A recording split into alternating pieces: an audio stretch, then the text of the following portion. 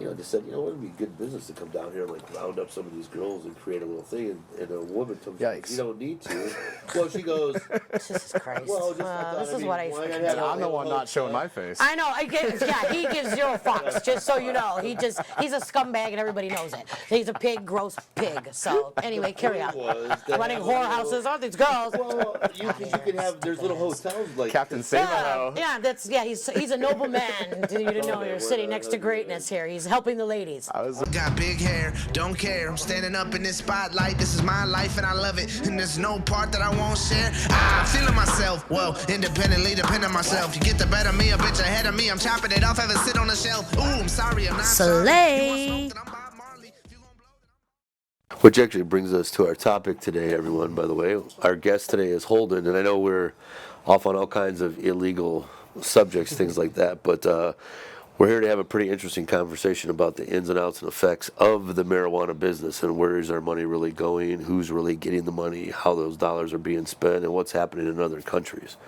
So, Holden, thanks for joining us. Pleasure. Yes, thank you for being here. I feel like we're going to have some interesting topics today. Speaking of prostitution, did you have anything to say, lovely host? Well, gee, on that note, and since you just did the intro like it was your goddamn show, I can't always be the useless co-host. Hey, Sometimes. BHDC fam, welcome to episode number 18.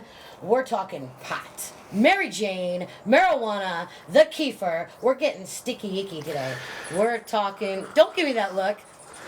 We have a very special guest with us today whose identity is concealed for reasons you're about to see.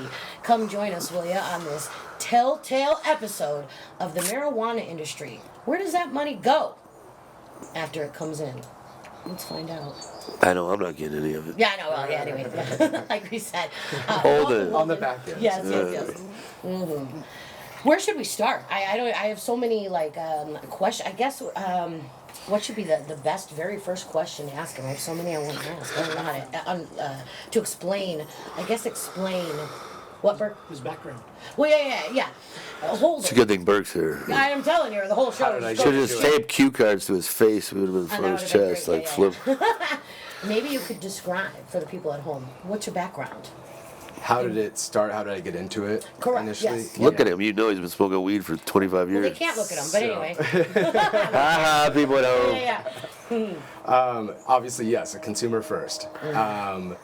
And happened to just be friends in a community where this was a semi-regular occurrence for people to go up to the Northwest. I can be, I guess, more specific. Humboldt, as everyone knows, being the primary location, Southern Oregon, and then going on from there into Washington. They have full seasons where people come through with the understanding that they can make some money off the books and live on a farm and sort of, in some ways, live out this, younger stoners ideology of running through fields. I'm going to live free and grow weed, yeah. man. Everyone's going to love it. Absolutely. And so I was one such person. I'm like, I'm sick of bartending right now. Let's try this. Yeah. Took a little leave of absence and went on up there with a friend who introduced me as, he's not going to be that quick at the job, but he's great for morale. So I was bottom of the level, trimming, which is what predominantly a lot of people do when they first are introduced to the seasonal work of it. Yeah. And so with that in trimming, you have the widest swath of people, from international to local dirtbags to people like myself that are maybe up there on something of a lark, admittedly, initially. And old stoners and people who don't smoke at all, and everything in between. And so it's a real economy, and these tiny towns have this boom that occurs for a few months a year. And I fell in love with this boom in this tiny town coming from city life. And I actually started the farming process of it the next year, and got there early and started building out farms, football fields of 300-gallon pots that, all the fun that comes with it, tetanus shots and blisters and all this shit that a city boy like me was not prepared for, but fucking loved. And then that progresses, and you get a little closer with people, and before you know it, you're, maybe partnering with people and have interest in sending things out of state. And you start to realize that there's economies that don't have the abundancy that you have. And you can have an economy year-round if you're asked to be paid in weed. And you sit on that, and that becomes sort of your investment in self. You get paid in pounds, and you sit on those for the dry seasons, and you start sending those out to maybe the East Coast and the like that aren't having the abundancy. And things progress from there. Yeah, I mean, you really can get wrapped up in stuff. I mean, Jesus, I'm going back 7, 8, 9 years even when we were doing delivery here. We were getting it from people because people, I think, under this mythos that like once weed became more legal or okay, that people could just have a grow farm and grow it, and it was like, hey, you know, you sell it to distributors, and it wasn't like that because I still had friends that were down by what's that wine country that starts with a T in California? I can't remember. Temecula. Yeah. So they're down there, and they'd have 4 grow houses, you know, and you get 3 yields or 4 out of a season. You know what I'm saying? But then his neighbor, the next hill over, is cartel. Yep. And they'd still be friendly with each other. Yep. And I'd be like, well, what are you doing with these hundreds of pounds a week? Because we'd get a couple off them or whatever it was. I mean, we're just saying that for the camera. Sure. But I was blown away by these guys where they'd have a driver that was delivering vehicles. And they'd be, you know, every little trick you could find to smuggle it to Chicago or another city. I'm like, fuck, because it was just so, even though it was okay, it was not really okay. And what happens is you start making these connections of things and you start finding out where the money's really going, who's really getting it, how it's being distributed, and this is where we were getting into the little more secretive life of what happens with our money and the weed. I So, mean, please. Ignorant question, because I don't quite understand. So then, are you working for the cartel then? Is that what it's No. considered? No, it's not. No. So- They have their own business. They have everyone in this area, I mean, we're talking about millions and millions of feet of acreage. And so people are able to have their own grow operations completely independent from somebody else with their own intended markets. And I'm so sorry to interrupt. So just to say this, to the point of that, the guy that I was friends with would yield maybe 400 pounds over the 4 yields in a season, whatever it was, which was small. And I'm thinking, like, what the fuck are you doing with, like, I'm like, that's boutique. I like the guys next door, next farm over, you got 2 fields of stuff. And I'm thinking, like, man, you know, you only got so much. You go, he's like, no, he goes, people that were getting it from us would still have to get it from 3, 4 other people. We still didn't have enough just to satisfy their need. And that was the one truck going to one city. He goes, you can't even keep up with it. Like, you could not even keep up with the demand of where the money needs to go, how much was in demand. It was like, it blew my mind. And I just started learning about it then. Absolutely. And as a result, product drops, quality, volume increases, and especially when you're dealing with those out-of-state markets. You're sending quantity and volume at an endless rate, like an Amazon shipping rate. Yeah. I mean, if people understood... Weed Prime, you can get the weed from. The Postal Service is the biggest drug dealer in our country.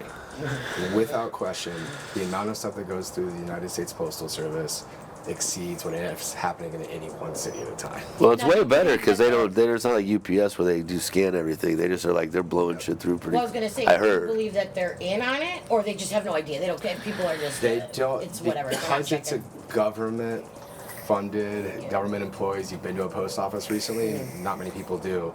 There's not an incredible amount of ambition. Yeah.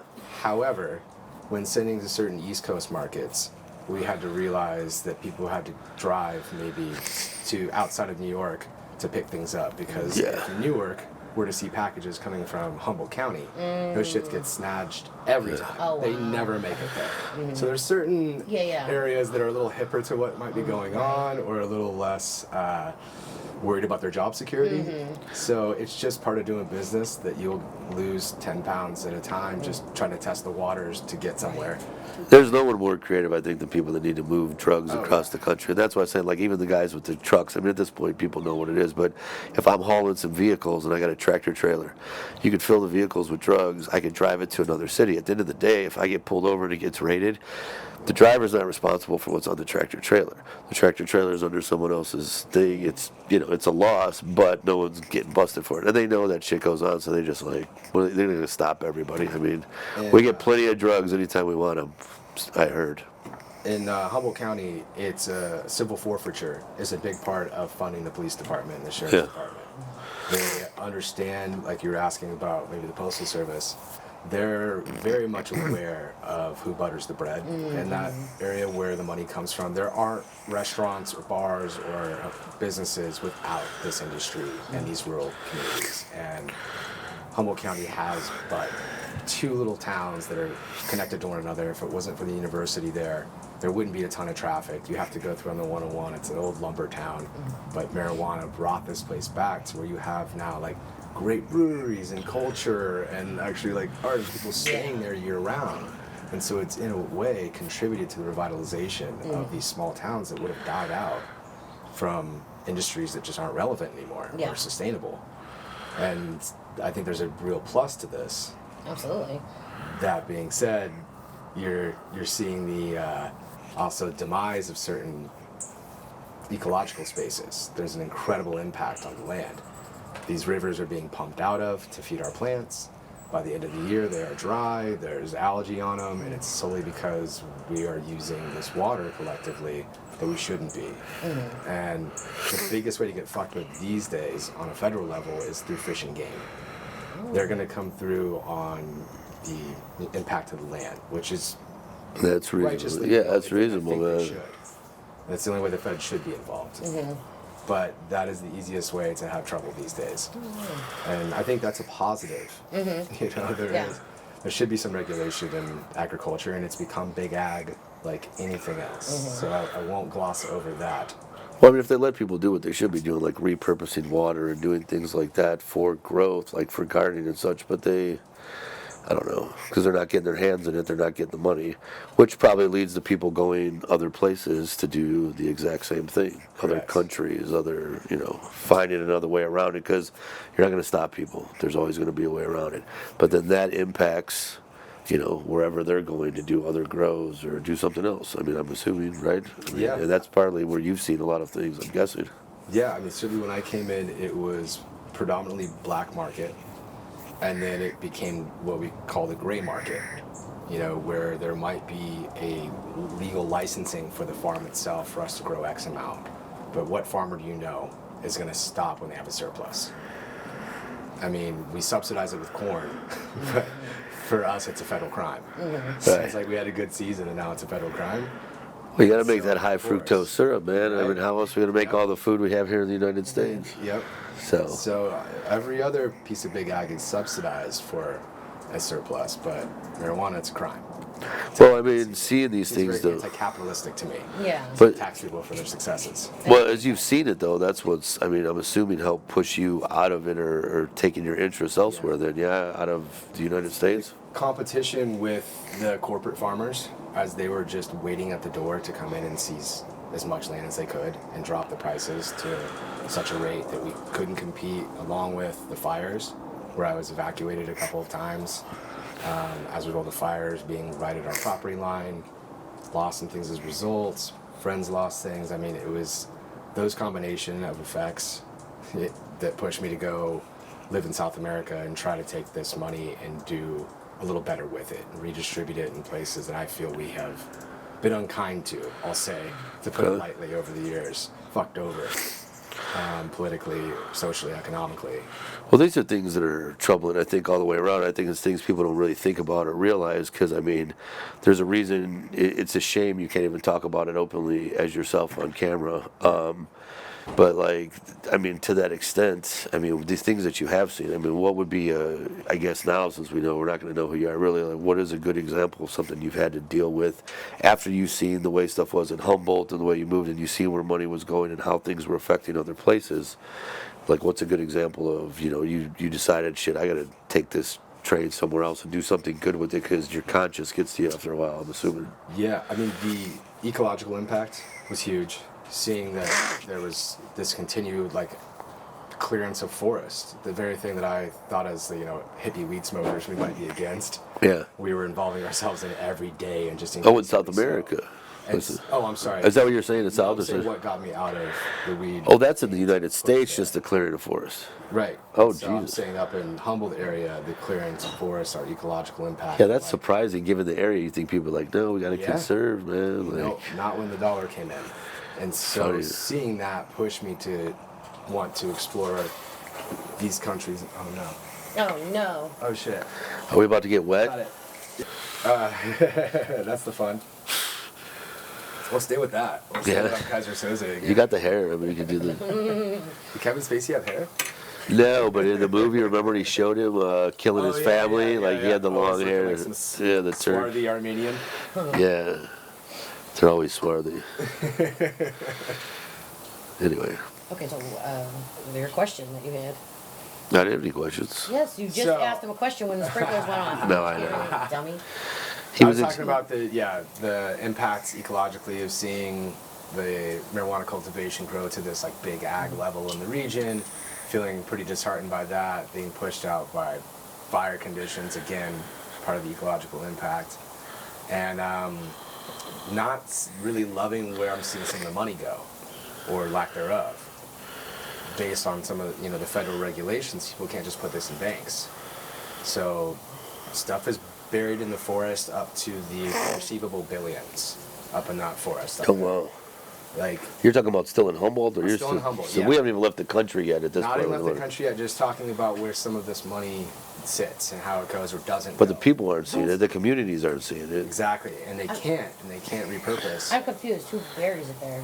Growers will bury their money because they have too much cash, and there aren't banks they can put it in. Yeah. So there have to be really creative ways of where to put this money. Okay. And so I think that kind of leads us to where I'm talking about the expatriating oneself, seeing another country, and finding a way maybe to apply this money in a more noble fashion. Yes, obviously the appeal initially is I can live longer on less. There's no doubt about that. But when you live there for a period of time and you're not just passing through, you're some kind of a dead person inside if you don't empathize with your surroundings. If you want to just stay in the tower, you want to just stay in the private beaches, you want to be escorted around, why leave home, in my view? So I've been lucky to learn Spanish over the years. I've been lucky to immerse myself in several different cultures, and in particular Guatemala really stood out for me as a place needing of some attention. And not that I am any particular savior, the system was already there in place because of the atrocities they'd suffered over the course of this nearly 60-year civil war that we put them into because of big agriculture. So because the United Fruit Company and the Dulles brothers, we sent them into a deep, ugly civil war, one of the longest, most protracted civil wars in recent history. And when they finally got out of that late 90s, they started to cultivate and try to compete with Costa Rica as a tourist hub. There wasn't a lot of people that were going to go there that weren't maybe of the more adventurous or the lower budget. Right. And so in that appeal and offering themselves to the world as a new hotspot in comparison to Costa Rica, because they have so much to offer as comparison, they have started to become this massively important tourist and particular backpack hotspot. It's a place to learn the second language, because in Guatemala, Spanish isn't a primary language for a lot of people. There are 30 different dialects of Mayan spoken still. Oh, wow. It has a very unique offering culturally to the world. So as a result, permaculture courses, microloans are more applicable there. There's actually a way to be involved. I have some friends doing some amazing work there that might have initially been motivated by, yes, these ill-gotten gains, these untaxed dollars that we took from the marijuana industry, that have to be cash that we can't put in banks even if we wanted to. Well, and I'm sorry to explain that in the word of burying. When you say burying, it's not just like literally, and it's figuratively too. Of like,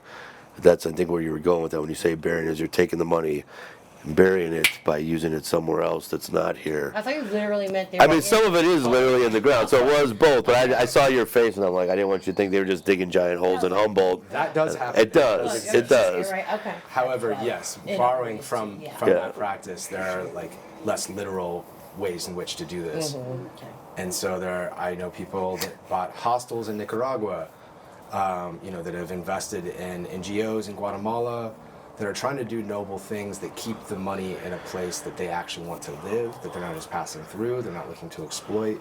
And it's motivated in large part by this awareness of disparity, that yeah, we could go buy a dispensary here and just keep in the system, but what's the benefit of that on a larger scale? There's so much to see, and there's so many places we fucked over. Yeah, why not rebuild some other people's economies, bring them back? I mean, it's the same as when we raised the stuff from Cuba. At the end of the day, I mean, it's sad, but, you know, I have friends that they liked Cuba better when you had to, like, sneak through Mexico to go to Cuba. Now, everything, once it's over Americanized and stuff, it's the dollars are not going just to the people where they're supposed to be. It's getting raped like everything else does, and so it's like, it's better that private money, Yeah. we'll call it that, right? Yeah, That's what really it's coming. is. It is. It's a form of microloans. You know, I mean, there's almost no interest on our investing as tourists. We're getting no greater return than the actual goods and services we're paying for. This money's going right back into the community. It's one way to stimulate and vote with your dollar. If you are already inclined to grow weed and kind of be an anti-authoritarian, what are you gonna do? Like, you go get a Dairy Queen franchise? Yeah. You're gonna be part of the system at the end of that? No, you're not. You're gonna find some other way in which you can skirt the system.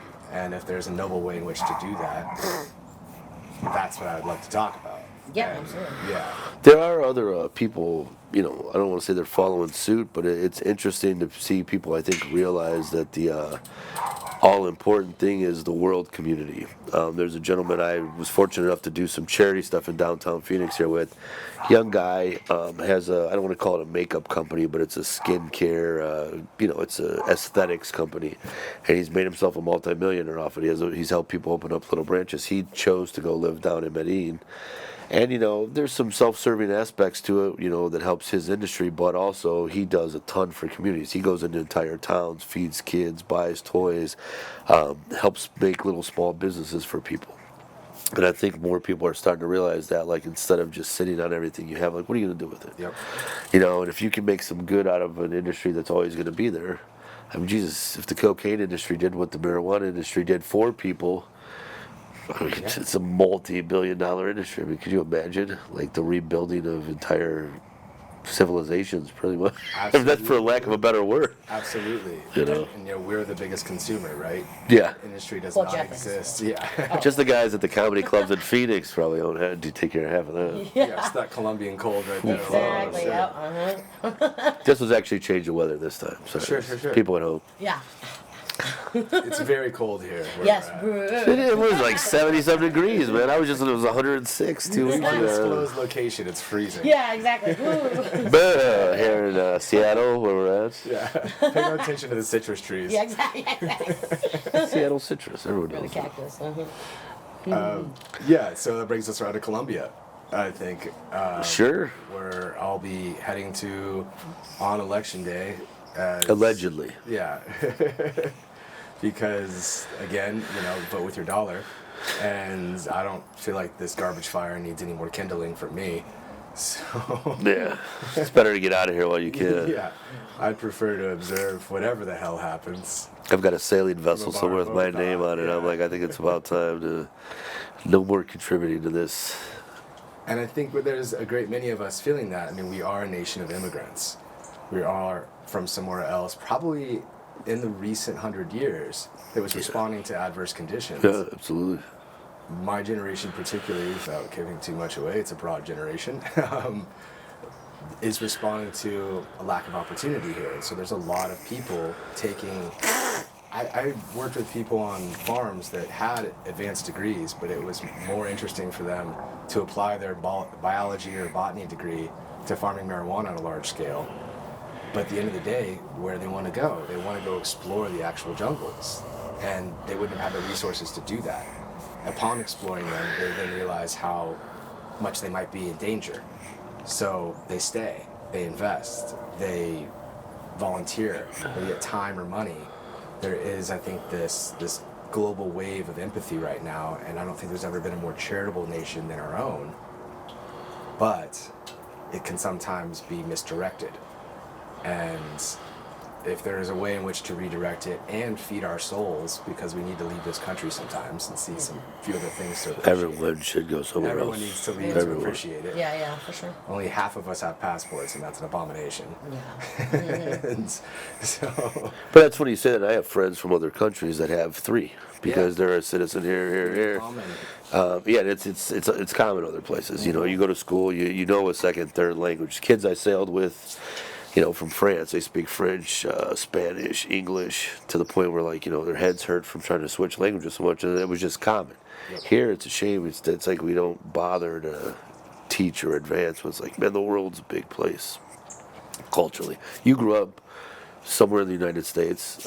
Were you exposed a lot to different cultures? Is that part of the wanderlust from your youth? Yeah, grew up border adjacent, the southern border. Okay. So certainly the influence of Latin culture was always profound. And, you know, like every public school kid takes a foreign language that never really sticks. Mine was Spanish, and then slowly trickling into more of the culture and actually moving, I had to immerse and I had to learn, and have subsequently now, like, I get around pretty well. And, you know, I've dated in my second language and have, like, immersed and That's cool. have, like, sort of a second surrogate family in Argentina that loves me dearly, and, you know, it's like having an abuelita in this other place. And it's a beautiful thing to see that all of the terror around the other is completely demystified in the moment when you actually. Oh, it's completely misconstrued. It's none of that. I mean, it's there's beautiful people everywhere, particularly south of us. yeah. They consider themselves Americans as well. I don't know, last time anybody conferred a map, but we're all in the Americas. Like, we're all from here. Bottom to top, man. Yeah. All the way up. As ignorant as it is, that's why I've never traveled to any of those places, because I'm scared. Yeah. Not like I think they're bad people, or anything, but the things I've seen or heard that from, you know, media or whatever else, and it scares me to go to other countries, which is ignorant, I know, but No. it just, you know, that's why I love talking with people such as yourself, because you're really helping to open my eyes. You know Well, what I mean? people live in a closed-in thing here, and it's you brought that up about the first 100 years. I mean, the truth is, my great-grandparents on my mother's side, between Sicilian, Lebanese, they came here the latter part of the first quarter of the 20th century. So I mean, we were born here, and my dad's family's whatever German, Irish, hillbilly immigrants at that some point. Like, so we get a weird mix of people, and I think growing up that way, like a city like Cleveland, an old city, I think that's the difference too. Is people that come from places that have a lot of diversity, you're a little more open to it. But if you don't step outside of that comfort zone, you know, I can think of times in some places, we'll just say South America, Central America, you don't even have to speak the same language. You know, little kids and people welcome you to eat. They're happy when you are open to try things. People love to share their culture. You know, anywhere in the world you go, you know, you can throw a soccer ball on the ground and people are just like, you have friends instantaneously. We did it on accident. Me and some kid from Morocco, I think we were in Chile.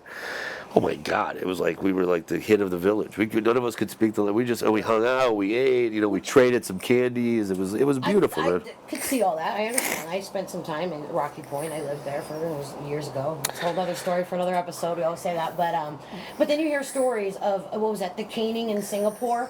You know what I'm talking Yeah, about? but that kid deserved that shit, I'm though. just saying, like that. He was a little dickhead, though. That's He the stuff that deserved it. scares me about going to another country is the other laws of the other thing. Me and my big mouth or some shit. I mean, they So just, I don't do graffiti. Don't steal wouldn't people's do any stuff. of those Yeah, as long as you things. don't They'd be commit a like, "Yo, wear too crime. much lipstick and beat her ass." I don't know. That's the stuff. I mean, it's some Muslim Wrong. cultures. So Yeah. I did visit See? Singapore, and I was visiting Singapore as a layover going from Greece to Australia. That's why we couldn't say his name. He's actually the kid that was caned. And we're gonna show. Yeah, you don't we're gonna see show the the back. skin Yeah, missing his ass. His ass has no skin on it. No hair on one I side. was asking for a caning. Let's say that. Me too. Uh-huh. Oh, sorry, Amy. I accidentally brought some weed in. Didn't fully realize the extent of the laws in Singapore. Okay. It's bad from what I It was heard. just in my tobacco pouch. I had like a little couple nugs in there from Greece still left over. Wasn't really thinking about it too much. Left very hungover. Long flight. I arrive in Singapore. I've got a long layover. I'm like, I'm gonna go see the town. I got 16 hours. Hell, look at that yawn. And, No, it was the mezcal, by the way, was So- fantastic. Thank you. It was making me rest. I ended up smuggling weed into Singapore, unbeknownst to even myself in that moment. Oh no. Only to get outside, hop on the bus, realize like, oh, score! I've got a smoke for myself. I can roll a little cap. And you're talking, that's all you had was just a. Just that. Yeah. Okay. It was like buried in some tobacco pouch. And I'm like, all right, well, I can smoke a casual spliff for myself somewhere. Oh And no. I go to the market, I eat, I do just that. After eating, there's like a little box that you're allowed to stand in to smoke. And vapes are illegal in the entire country. If you spit gum out, I was just gonna say that, you too. Spit in certain places, there's decency laws. It looks like a whitewashed Asian Disney. Like it doesn't look like a real place. Okay. It's the cleanest place I've ever been in my life. However, I'm out there smoking what I think is a very casual spliff. My whatever Singapore angels descend upon me and tell me too far into it that like, hey, that's not okay around here. Oh, wow. Just so you know. Oh, they were helping you at They're least for a helping moment. me Thank out. God, yeah. These guys descended and just like, hey, just so you know, that's not okay. Yeah. I'm like, oh, well, thank you so much, man. I really thought I was casual over here. And Yeah, no. no. They're like, you'll get caned, like, best case scenario. Oh my God. Yeah. Like, all right, good to know. Yeah, see. I ended up hanging out with them for the night. The Singapore Army has mandatory service for all young men, and they were just getting out of theirs. So they had a couple bucks, and they were finally ready to be, you know, Okay. party boys. Have a time. They're with a Japanese model that's there for some odd reason, and they're all going out. They So I take me figured to out the this- reason. Yeah. They take me to their like hotel roof pool bar, which I had no business being at, and I'm again thinking that's okay place to smoke, right? No, No, yeah, they're like, we told you once. Anchoring for a Canaan, weren't you? Anchoring for a Well, it's crazy because a buddy got just out got of back Cape from Free. there, and he said that to me as like, because I'm like, yeah, well, I'm gonna fly from San Fran to Singapore because I'm gonna go sailing out of like Thailand, but I thought I'd hit Singapore because I want to see Malaysia, see some of the Yeah. temples, and then zip over. He goes, I wouldn't go to Singapore if I was you. And then he starts telling me all this. He's like, I'm like, why? He goes, well, you know how you are about rules and laws and stuff. I said, but when I'm in another country, I abide. But he's like, it doesn't matter. He goes, even chewing gum. And when he said that, I'm like, you're full of shit. And then I was researching. I'm like, that is insane. I mean, he said it's a pristine place, and he goes, but it's not somewhere you really want to spend time hanging out because it's not. If you want to have a good time like that, you're not going to enjoy it. Like, you would probably be okay. Definitely a place where money buys you freedom. You can't. Well, it's very do Muslim whatever you now, right? It's a Muslim-based country now more than on paper because they want to be really open.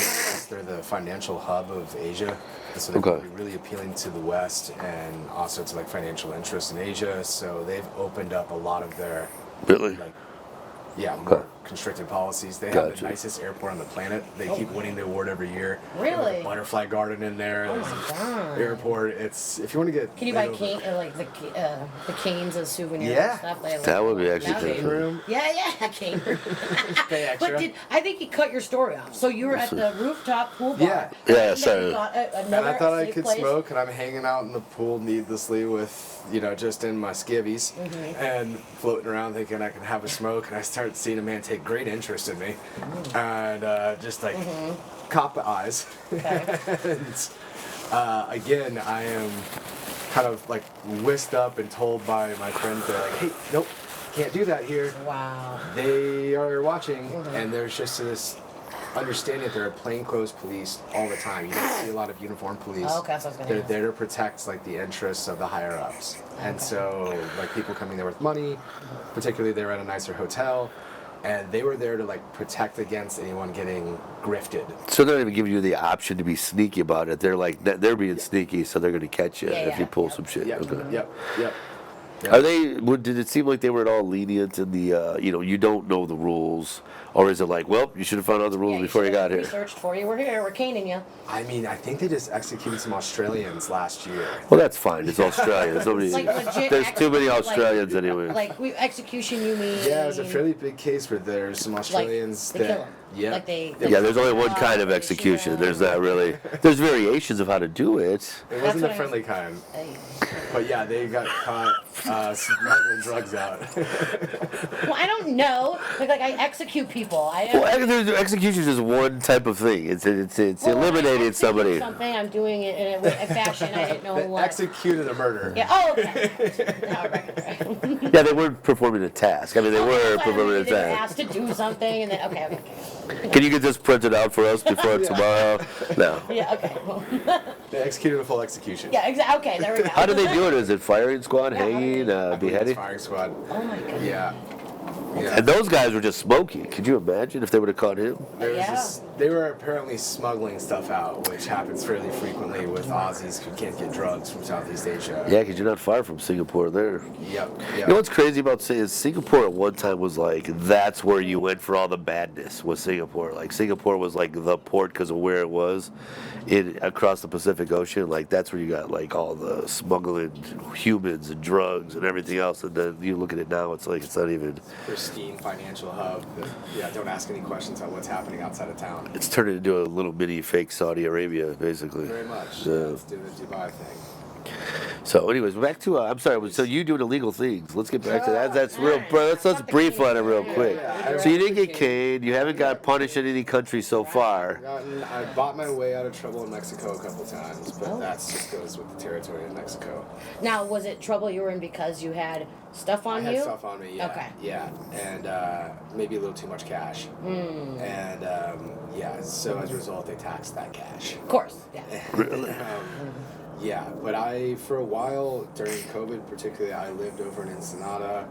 At the time, I was driving for kind of consortium of farms. So I would take about 300 pounds down from the north, drive it to Southern California area, return back with a suitcase full of cash, and they would do what they do in the north, try to wash it as best they could. And this was coming from the dispensaries, which is part of this gray system thing again. Nice. So even though it was being, legally sold, they couldn't even deal with the money. And so there were suitcases of cash that had to be brought back out. Now, what does, for the ignorant people at home and myself, what exactly does washing cash mean? So you can't put it into a traditional banking system. Yeah. You can't invest it in anything over 10,000 is federal flags. Yeah. So I can donate to you $9,999, no problem. A lot of the business is done electronically, particularly as I was traveling. So I would get transfers that's the total issue. Now you're entering into another realm, not to mention the mail. Yeah. So now you're starting to stack things up a bit. Hence why I'm sitting in this Yes, section. exactly. Okay. And that's just common practice, and that's part of the gray market. With that, I start to leave, and I'm doing a few drives a month. This is at this point in my life, I'm thinking this is maybe less contact. Yeah. I come over, I do like 2 drives. That's good living over there. I'm Yeah. paying about $3,500 a drive. Okay. And it's for 24 hours of work.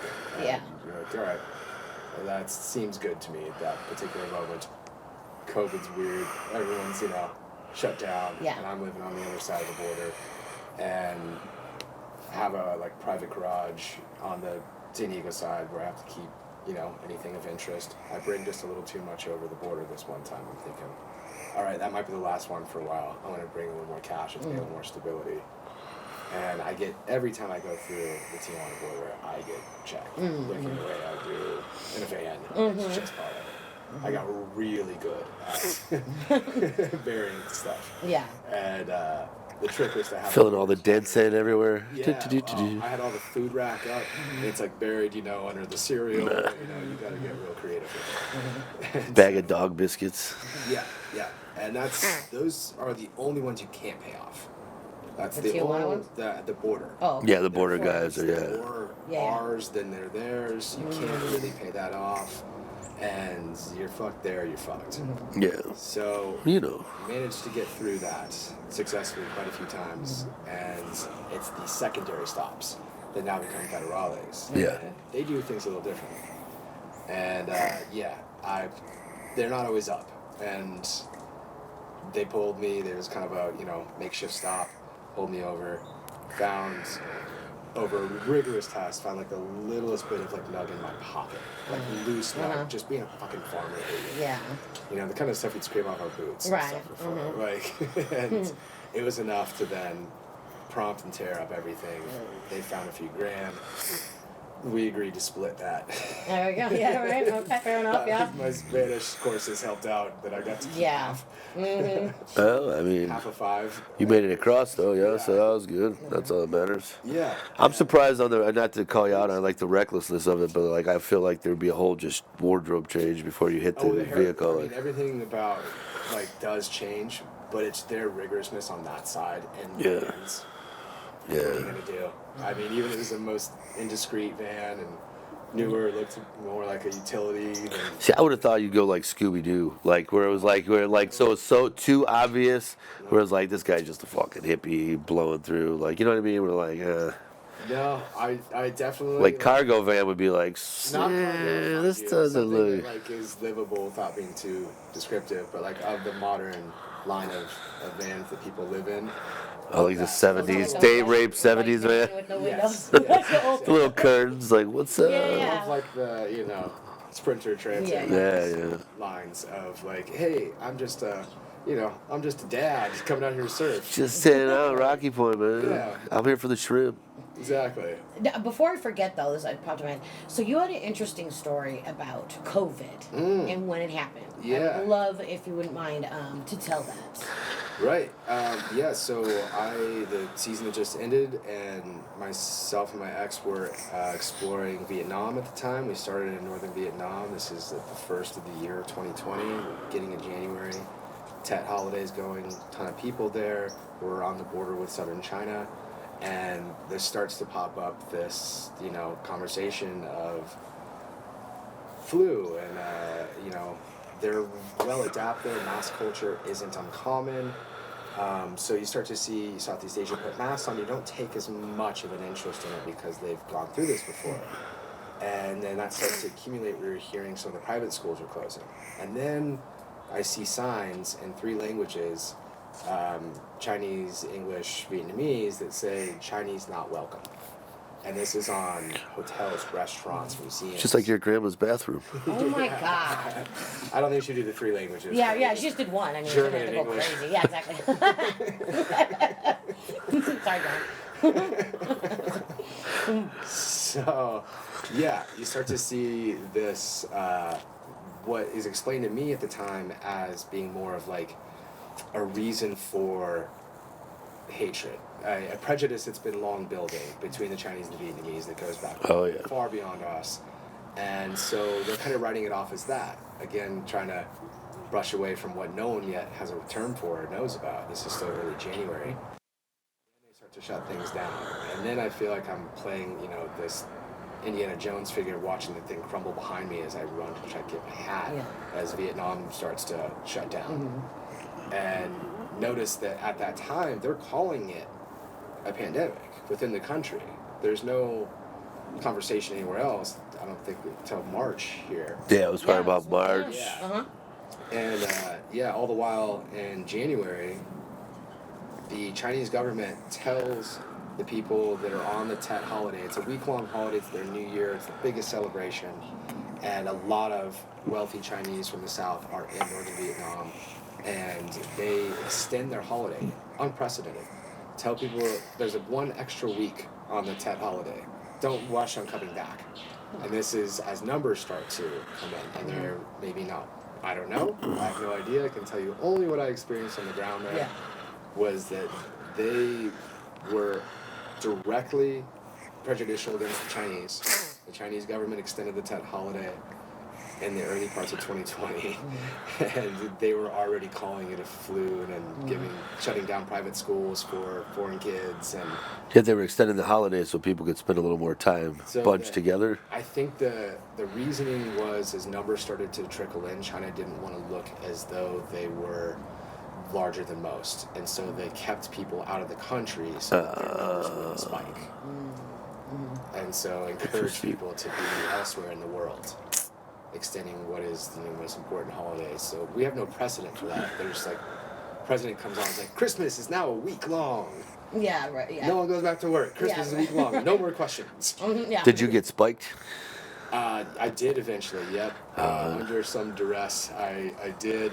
You have to travel? Was that for travel? Okay. Travel and, yeah, some familial pressure. But, Fair enough. You know, but yes, travel was a big part of it. Had I known people were printing up fake cards, I would have gone that route. I've heard about that. I've heard about those, yeah. So, Interesting. Yeah, it was a big part of travel in that time. So Mexico was one of the few places open. I made it back to the country by way of Japan, which was absolutely just a ghost town in Osaka. There was nobody out in the streets. I had to get back in like February before everything closed down, and made it back to the States, only to find that like living that previous life of like van life out on the road, that didn't work during pandemic. Yeah. No. So moved to Mexico, that was a lot kinder, and remained open pretty much throughout, and that was an interesting experience to say the least. So big picture, is it a good time or a bad time to invest in property in South America? It depends what you're talking about. Yeah. That's a conversation probably for another time, I would think. I let Holden Chiba get back to whatever he needs to do this evening. I feel like. Well, what did we? Is there anything that we didn't touch on that you would like to that we're Share, so to speak. Certainly. To the extent of like encouraging that there is a secondary market for the marijuana industry, that it's not just about self-aggrandizement, it's not just about the endless profit. There are ways to redistribute this wealth at the places that we have fucked over. And there are neighbors. And if we're talking in a modern context about immigration, the like, I mean, good neighbors don't necessitate walls. And if we have stronger neighbors, we won't have to look at each other as criminals, perhaps. If we can You don't have to be afraid to go down to South America, except for once in a while caning. Well, yeah, I mean, or caning. No, but that's a great point. I think it's a good point to zip it up on. I mean, let's have no walls can sometimes make better neighbors. Yeah, I love that. Yeah. I mean, we've got short walls here because we trust our neighbors. Yeah, there you go. I like that. Well, I guess, we should let you get ready because you're going on a trip. No, he's not. I didn't say where, what, or why. Just like Southern bound. Yeah, right. I just said he's going on a trip. He's going to Florida. It could have been, yeah. But Holden, I want to thank you so much for being with us today. Yeah, thanks a lot, brother. For That was talking cool. about all this, and hopefully, I'm sure opening a lot of eyes out there. Whether you agree, disagree, whatever. I think everything you had to say was great and very informative, and hopefully, some people out there in BHDC land will take note and listen up. It's a good thing, absolute good thing. For sure. Cheers, guys. Thanks for having the conversation. Appreciate it. Absolutely. Appreciate you, brother. Have a safe trip, and we're gonna have to chat with you when you get back. We'll have to have you back again and hear how your trip was and what's going on out there. And May I promote a friend's project? of course. Sure. It's a river project in Colombia, and it's a endeavor to help within the Magdalena system of a clean river project in Colombia. That's a huge part of the industry there, and so he started a Patreon. Okay. And the goal of it is to troll one of America's favorite entrepreneurs, because celebrities love to help, Yeah. right? So, who better than Ryan Reynolds, Oh yeah. We love Ryan Reynolds. Yep, love him. right? He's got the money. He loves to help. Yes. And so, my friend's project is Papa Ryan's River Rats. Papa Ryan's, like PAPARYANS, River Rats. Yep, Papa Ryan's River Rats. And Plural rats. yeah, Rip up Patreon, picture. and that's going to a clean initiative project in Colombia. Awesome. Awesome. Love that. See, that's a good reason to do something right there. Yeah. Everybody at home. Follow the link that Burke will Absolutely, insert under my finger. We love that. Yes. Maybe BHDC needs to make a trip to Colombia, I guess. Good riddance. Yeah, right. Anyways, all right. Well, I guess that's a wrap there, Burke. Now we're in the dark, and Is Burke still back there? I see his glasses. Can't tell. He's always lurking, man. I never know what he's up to. Oh yeah, I think he's creepy. Big hair, don't care. Nobody, I'm just trying to build no old money, but they could never steal my heart or my soul from me. but you can stare. Okay, let's go get it. Lights, action, camera. Whatever the order, I handle the showtime. When it's go time, I'ma stand in the middle of the room with a bow tie, and I won't shy from the stamina. Hi, I'm Angela. Oh my, I'm bad.